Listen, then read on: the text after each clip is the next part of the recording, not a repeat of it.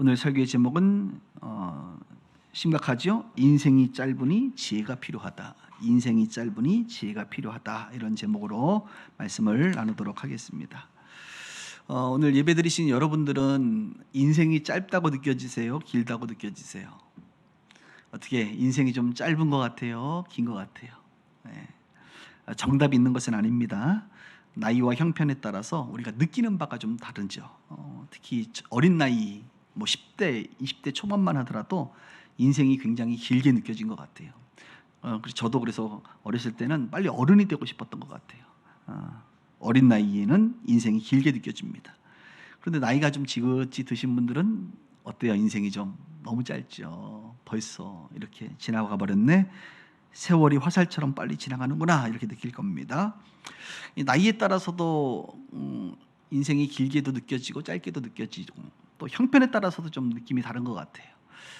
삶이 힘드신 분들, 불치병에 걸려서 정말 하루하루 생존하시는 분들 입장에서는 참 너무 길다 인생이.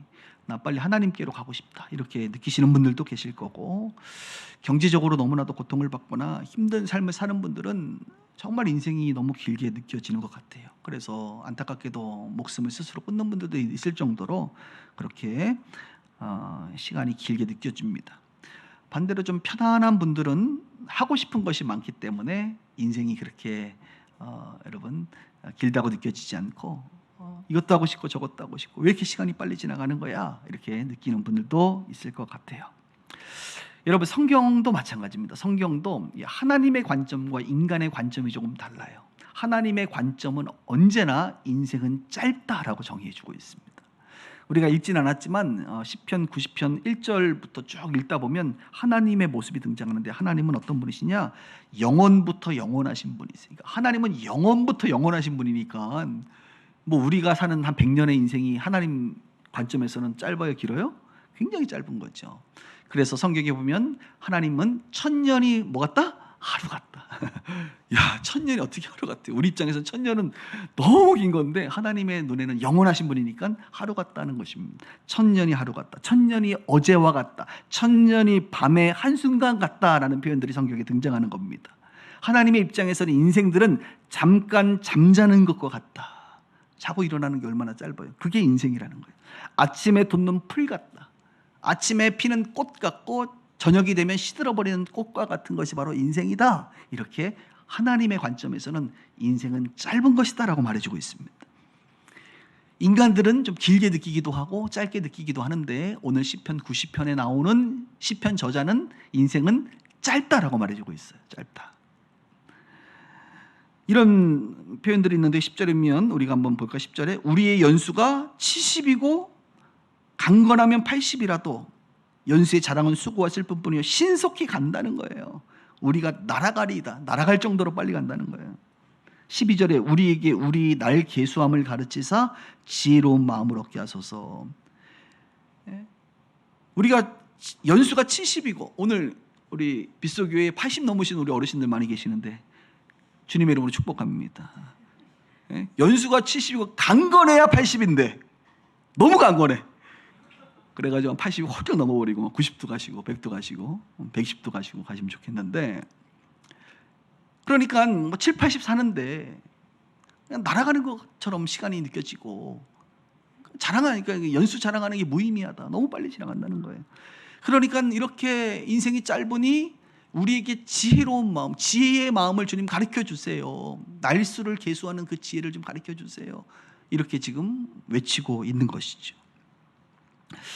제가 요즘에 가장 많이 듣는 말이 있어요. 올해 들어서 많은 분들이 그런 얘기를 자꾸 하시더라고. 주일날은 조금 제가 머리를 정돈하기 때문에 여러분 잘 모르시겠지만, 평일날에는 제가 이렇게 뭘 바르지 않기 때문에 저를 보는 사람마다 이렇게 얘기합니다. 목사님, 흰머리가 너무 많으신데 언제 염색하실 거예요? 내 염색에 대해서 너무 많은 관심을 가지고 있어. 왜 내 머리에 흰머리에 관심이 많은지 몰라. 우리 딸내미도 요즘에 보면 아빠 염색 언제 할 거야? 빨리 해. 막 이러더라고. 여러분 자세히 보면 흰머리가 좀 많아요. 그럴 때마다 제가 어떻게 대답하느냐, 이렇게 대답합니다. 흰머리 하나당 성도 한 명이다. 우리 교회가 성도가 늘어날 때마다 흰머리가 하나씩 늘어나는 거니까 너무 좋은 것이니까 신경 쓰지 마라. 난 백발이 되고 싶다. 할렐루야. 막 이렇게 성도 한 명당 흰머리 하나다. 이렇게 얘기를 하고, 그리고 50이 넘으면 내가 염색을 하리라. 앞으로 3년 동안은 말하지 마라, 이 말이에요 제가. 그래서 여러분, 제 나이를 얘기해 버렸네. 50 넘으면 할 거니까 이제 목사님 흰머리 언제 염색하세요 이런 얘기 하지 말길 바랍니다. 그런데 여러분, 장창영이잖아요. 제가 장창영에 하면 대표 명사가 뭐인 줄 아십니까? 장창영 이꼬르 젊은 목사였어요. 젊은 목사. 젊은 목사 이꼬르 장창영, 장창영 이꼬르 젊은 목사. 그러니까 저는 젊은 목사의 대표 주자였는데 여러분, 벌써 염색을 할 나이가 됐다는 겁니다. 아, 내 인생 신속히 가는구나. 예전에는 제가 사람들한테 나 이제 개척한 지 몇 년 됐다, 몇 년 됐다라고 얘기하는데 요즘에는 뭐라고 얘기하는지 아세요? 나 이제 은퇴할 날 몇 년 남았다. 개수를 앞에서 하지 않고 거꾸로 한다니까. 요즘에 저 이제 몇 년 남았어요, 몇 년 남았어요, 이렇게 얘기한다니까. 인생 참 짧다고 요즘에 느껴지는 것 같아요. 웃지 마시고 여러분도 마찬가지예요. 30대였는데 벌써 40대. 그래도 우리 대통령이 이번에 나이 좀 줄여주셔서 감사한데, 그죠? 40대였는데 지금 50대 넘어가신 분들이 있죠? 50대가 올 줄 알았어요? 익숙하지 않은 나이 아닙니까 50대? 우리 장로님이 예전에 그러더라고. 내가 한 50대 중반 되시는데 우리 장로님들이 그 얘기했더니 목사님 자기는 40대 같다는 거야. 그래서 내가 예언을 했지. 곧 환갑 옵니다. 50대 중반이면 곧 환갑 와요 여러분. 그죠? 근데 내 마음은 그렇지가 않은 거야. 내 마음은 여전히 젊다고 느껴지고 나는 시간이 많다고 느껴지는데 객관적인 데이터는 그렇게 말하고 있지 않다. 시간이 너무 빨리 가는 거예요. 직장에서의 역동적인 나는 사라져버리고 명예퇴직을 고민하고 있는 내 모습, 은퇴와 노후를 준비하고 있는 내 모습. 우리가 언제 노후와 은퇴를 준비했어요? 여러분, 옛날에 관심 없었잖아요. 근데 요즘에는 은퇴와 노후를 준비하고 있는 여러분들 모습을 보게 될 거예요. 특별히 여성분들은 온몸이 쑤셔오고 체력이 예전 같지 않고 회복 탄력성은 저하되고 건강보조식품을 검색하며 무엇이 좋다는 말에 귀가 솔깃하고 건강보조식품을 의지하지 아니하고는 살아갈 수 없는 내 모습. 이것이 우리의 모습이라. 이것이 시간이 빨리 가요. 인생이 짧음을 느낍니다. 신속히 날아갑니다. 날아갑니다. 남은 생에 어떻게 살아야 되나? 이렇게 짧은 인생 우리가 어떻게 살아야 되느냐? 오늘 성경은 우리 가운데 이 놀라운 아주 인간의 근본적인 질문 아니에요? 어떻게 살아야 되는 거예요 도대체? 우리는 인생이 짧은데 어떻게 살아야 되는 거예요? 라고 하는 이 인간의 근본적인 질문에 아주 명확하게 답을 해주고 있다 이거예요. 오늘 그 세 가지의 답을 오늘 여러분들이 꼭 암송할 수 있기를 바라요. 첫 번째는 뭐냐? 어떻게 살아야 되느냐? 하나님의 긍휼함을 입어야 돼. 우리 인간은 하나님의 긍휼함을 입으면서 살아야 돼. 한번 13절을 보죠. 13절에 여호와여 돌아오소서. 우리 하나님이 내 인생 가운데 오셔야 되는 거야. 돌아오셔야 되는 거야. 언제까지니까 주의 종들을 불쌍히 여기소서. 불쌍히 여긴다는 것은 긍휼히 여겨달라는 거예요. 오늘 시편의 저자는 이 짧은 인생 하나님의 지혜의 마음을 좀 달라고 하면서 첫 번째 부르짖는 것이 무엇입니까? 하나님, 내 인생 가운데 관여해 주세요. 내 인생과 멀어지지 마시고 내 인생으로 와주셔서 나에게 긍휼을 베풀어 주세요. 긍휼을 이렇게 말하고 있어요. 멀리 가지 마시고 모른 척하지 마시고 나와 상관없는 하나님 없는 인생이 아니라 하나님 계신 인생, 하나님 함께하는 인생, 하나님의 긍휼을 받는 인생 되게 해주세요라고 기도하고 있습니다. 짧은 인생의 지혜가 뭐냐면 하나님의 긍휼을 입는 거예요. 여러분, 하나님의 긍휼 중에 최고의 긍휼이 뭘까요? 여러분들이 하나님으로부터 받을 긍휼 중에 최고의 긍휼이 뭐예요? 건강이 좀 좋아지는 것? 비즈니스가 좀 잘 되는 것? 아이들이 좀 잘 성장하고 뭐 좋은 대학 가고 뭐 이런 겁니까? 아니에요. 우리 인간에게 가장 최고의 긍휼, 클라이맥스는 뭡니까? 구원이에요. 구원. 죄와 사망에 허우적거리고 있던 우리를 우리 주님이 찾아오셔서 긍휼을 베풀어서 우리를 건져내서 우리를 살려주신 새 생명을 우리 가운데 허락하신 예수님의 십자가 그 부활의 사건을 우리로 하여금 듣고 믿어지게 하시고 그 예수를 믿음으로 말미암아 우리에게 구원을 허락하신 사건이야말로 인간에게 최고의 하나님의 긍휼이라 이것입니다. 자신을, 자기의 아들을 십자가에 죽기까지 그 대가를 지불하시고 저와 여러분들을 구원하신 그 사건, 이것이야말로 하나님의 최고의 긍휼이에요. 하나님이 우리 인생 가운데 오셔야 가능한 일입니다. 이보다 더 큰 긍휼은 없어요. 그래서 디도서 3장 5절은 구원과 긍휼을 연결해서 이렇게 말하고 있습니다.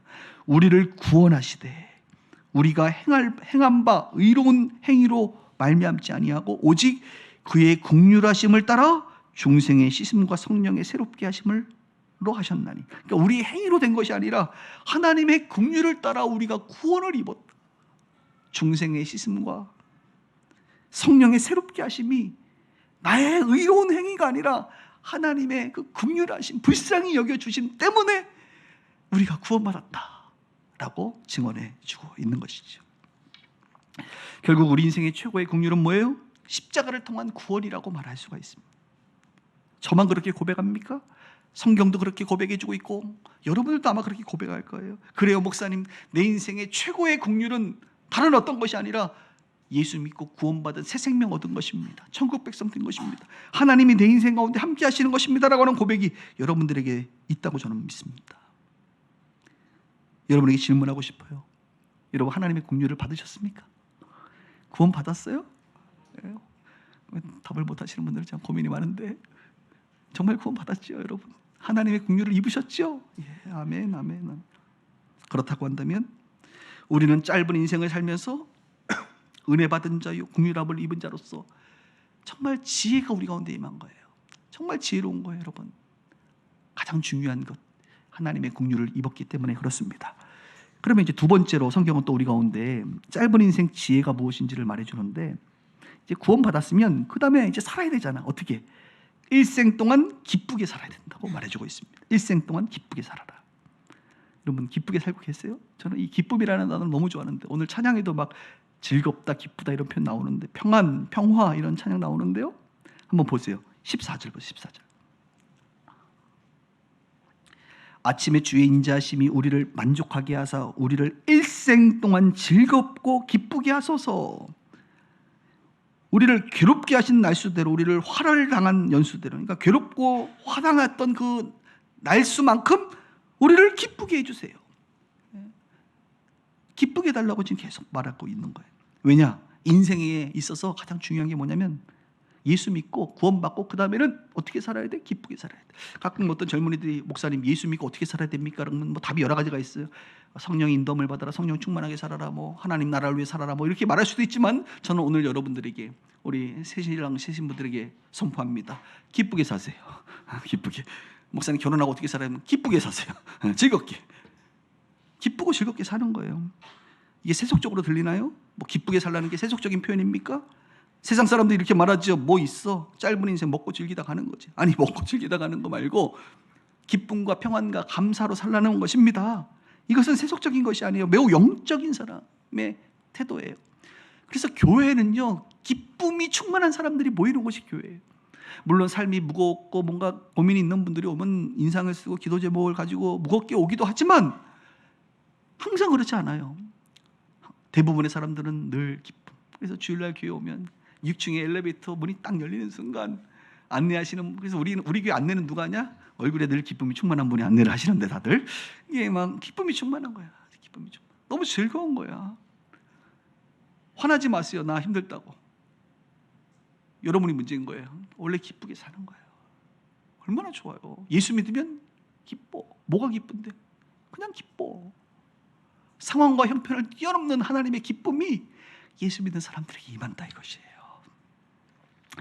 제가 이제 우리 중고등부 아이들 이제 수련회를 지금 이제 출발해서 거의 도착했겠네요. 이제 어제 저녁에 이제 집회가 있어서 어제 저녁에 제가 갔어요. 그래서 저희 아내하고 이제 둘이 차를 타고 갔는데,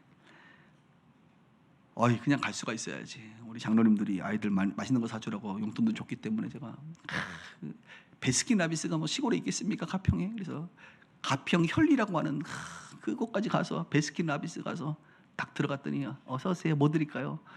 30개 주세요. 그랬더니 갑자기 하더라고. 30개 풀려면 엄청 힘들잖아요. 그래서 나는 내가 실수했구나. 그냥 기존 거를 기성품을 사갔어야 되는 건데. 그래서 아이들이 너무 그런 거 먹고 싶어 하잖아. 고급진 아이스크림. 그래서 30개를 딱 주문을 하고, 근데 우리 젊은이, 우리 청소년들이 얼마나 에너지가 많아. 이 친구들이 안 될 것 같아서 또 옆에 하나로마트 가가지고 그냥 쭈쭈바 전문 용어로 30개를 또 딱 사가지고 이제 딱 들고 갔죠. 갔더니 애들이 뭘 하고 있었냐면 이제 수영을 마치고 이제 막 그래서 수영을 2시간 30분을 그 가평 힐링 캠프인데 수영장이 그렇게 좋더라고. 나도 딱 보는 순간 나도 들어가고 싶을 정도로.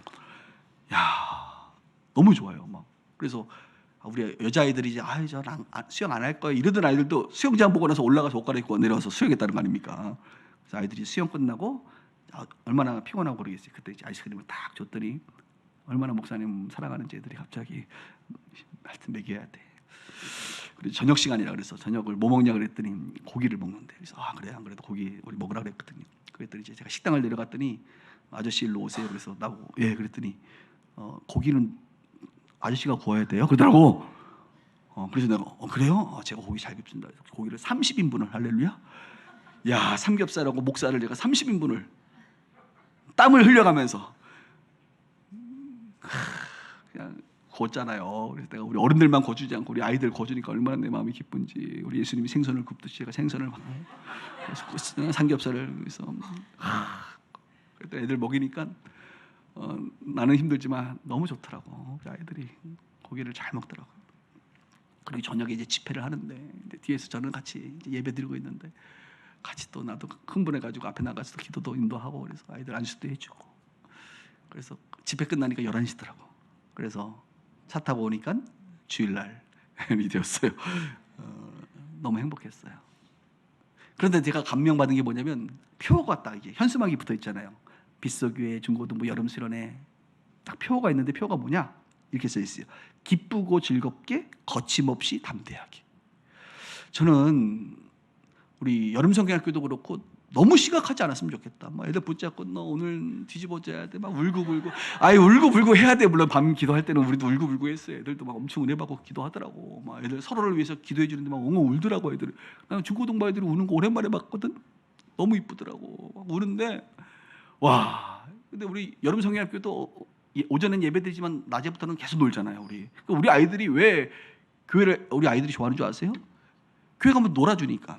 우리 교회는 노는 교회거든요. 우리 교회는 중고등부 아이들도 막 물놀이하고 놀고. 근데 내가 제일 좋아하는 표현 기쁘고 즐겁게 거침없이 담대하게. 너무 표가 좋은 거야. 그래서 내가 우리 전사님들 격려했죠. 표 잘 정했다. 그래 즐거워야 돼. 뭐 선교지 가서 죽자 뭐 이런 얘기 하지 말고 즐거워야 돼. 하여튼 즐거워야 돼. 교회는 즐거운 곳이야. 이제 제가 이렇게 격려를 막 해줬더니 아주 좋아하더라고요. 참 잘했다고 내가. 여러분 우리 자녀를 향한 부모의 마음이 어때요? 우리 아이들 볼 때 어떻게 여러분 우리 자녀들이 살았으면 좋겠어요? 늘 심각하고 늘 고통 가운데 있고 늘 그 고난과 싸워가면서 살기를 원하세요? 여러분의 자녀들이? 아니잖아요. 여러분 자녀들 기쁘게 행복하게 늘 감사가 넘치는 그런 맑고 밝은 아이들로 자라기를 원하잖아요.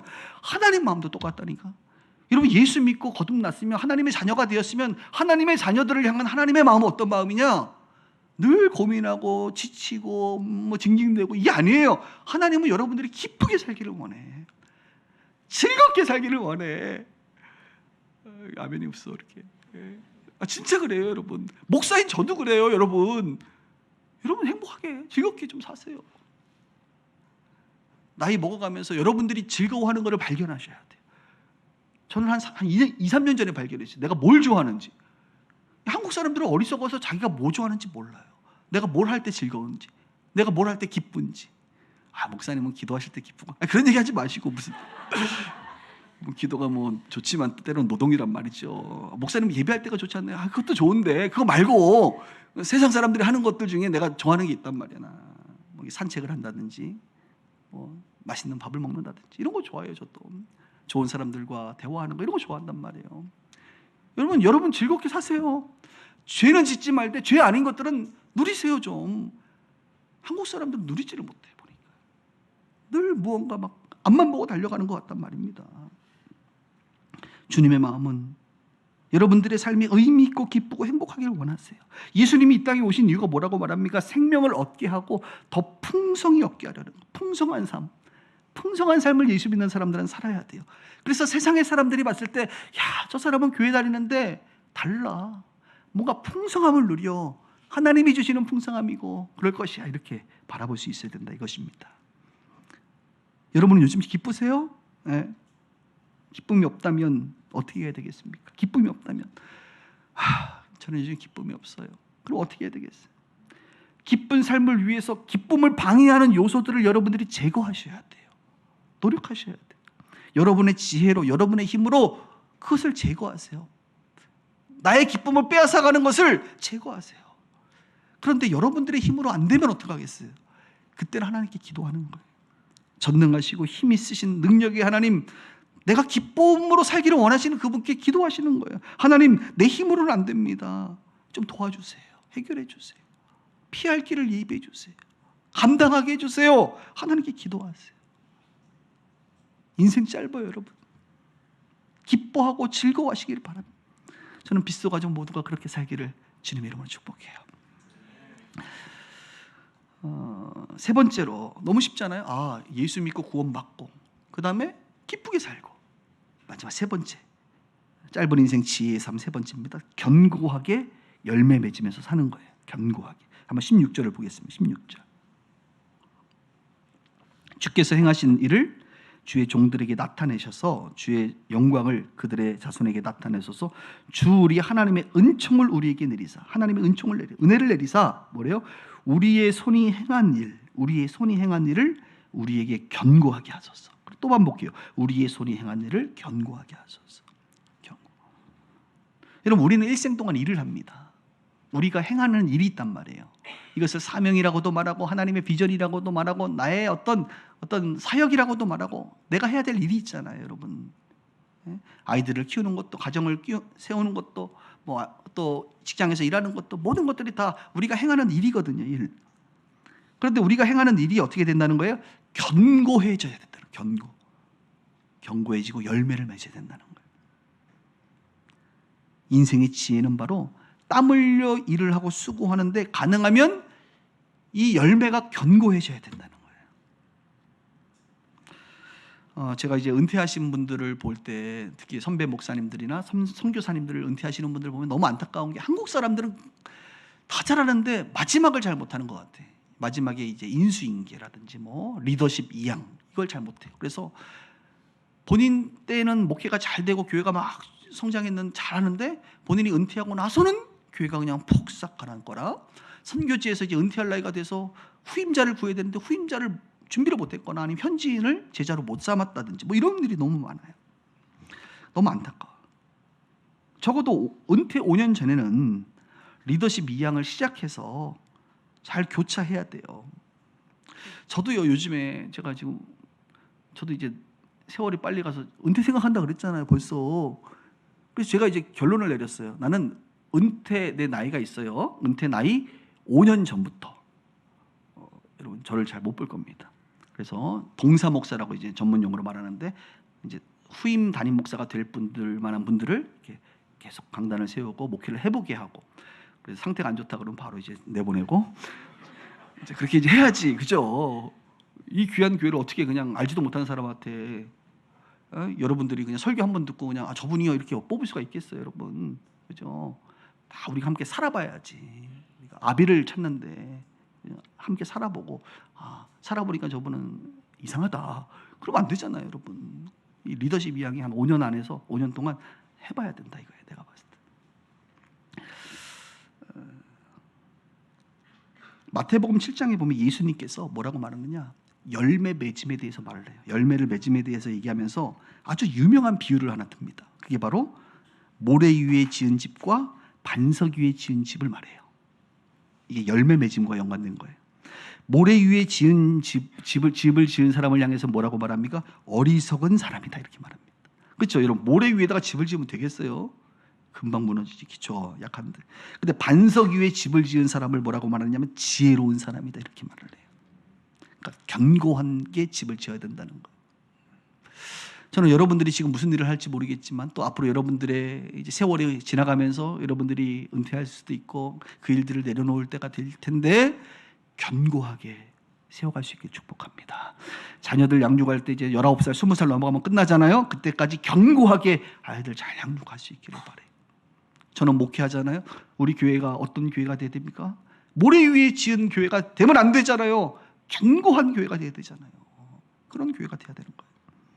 감사한 것은 우리가 이제 팀 목회도 해보고, 저는 항상 새로운 것을 도전하는 그런 사람이잖아요. 저는 실패를 두려워하진 않습니다. 실패 안 하길 바라지만 실패가 두려워서 도전하지 않는 어리석음. 인생 짧은데 한번 해보지. 하나님이 주신 마음이 확실하다고 한다면 도전하는 그런 습관을 가지고 있는데, 그래서 우리 성도님들이 참 안정형인 우리 성도들은 참 힘든 목사님과 신앙생활을 하는 거예요. 너무 괴로워하지 마세요. 여러분도 괴롭히질 않으니까. 예?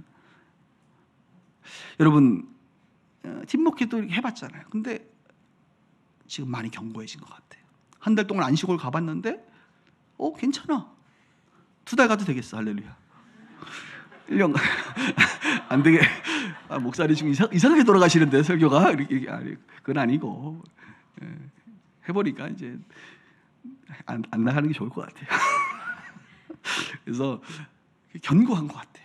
왜 그럴까? 우리 성도님들이 잘 세워졌어요. 우리 성도들이 잘 세워졌기 때문에 교회가 이렇게 흔들리지 아니하고, 그죠? 지금까지 있는 것을 보게 됩니다. 저는 여러분들의 삶의 업적과 일을 생각해 봤으면 좋겠어요. 여러분 견고하십니까? 열매 맺고 계십니까? 비가 내리고, 마태복음 7장의 표현대로 비가 내리고 창수가 나고, 창수라는 것은 큰 물이 넘치는 거죠. 바람이 불어 부딪혀도 문제없이 잘 가고 있는 거죠, 여러분. 바람 불면 IMF 오고, 뭐 코로나 오고, 조금 뭐 중국이 좀 요즘에 힘들다 그러고, 뭐 미국에서 뭐 어쩌고 저쩌고 그러면 여러분 다 지금 흔들려서 무너지는 거 아니에요 혹시? 그러면 안 돼요. 견고하게 다져가면서. 저는 우리 교회가 감사한 게, 제가 유명한 사람이 아니라 폭발적으로 사람들이 몰려오지 않아서 너무 좋아. 한 명 한 명 할렐루야. 다지고 16년간 다지고. 그래서 견고해진 것이 아닌가 이런 생각을 합니다. 앞으로도 우리 빗솔교회가 견고한 교회가 되기를 바라고, 여러분 이 일에 수고해 주시길 바라고, 여러분들이 그런 사람 되기를 주 이름으로 축복합니다. 좀 말씀을 정리할게요. 오늘 말씀 아주 선명하게 우리에게 가르쳐주고 있죠. 인생 짧다. 그러니 지혜롭게 이 짧은 인생 살아야 된다. 나중에 후회하면 안 된다. 뭐라고 말합니까? 3가지. 하나님의 국률, 예수 믿는 구원을 이루어야 된다. 여러분 이거 이루신 거예요 지금. 그다음 어떻게 살아야 돼? 두 번째, 일생 동안 기쁘고 즐겁게 살아야 된다. 그거 방해하는 것들 끊임없이 우리가 극복하고 제거해 나가면서 우리의 기쁨이 빼앗기지 아니하도록, 우리의 평안이 박탈당하지 아니하도록 여러분 노력하셔야 돼. 그리고 마지막으로 뭡니까? 견고한 열매 맺는 그런 삶을 사셔야 돼. 그렇게 살아갈 수 있는 우리 모두가 되기를 주님의 이름으로 축원합니다.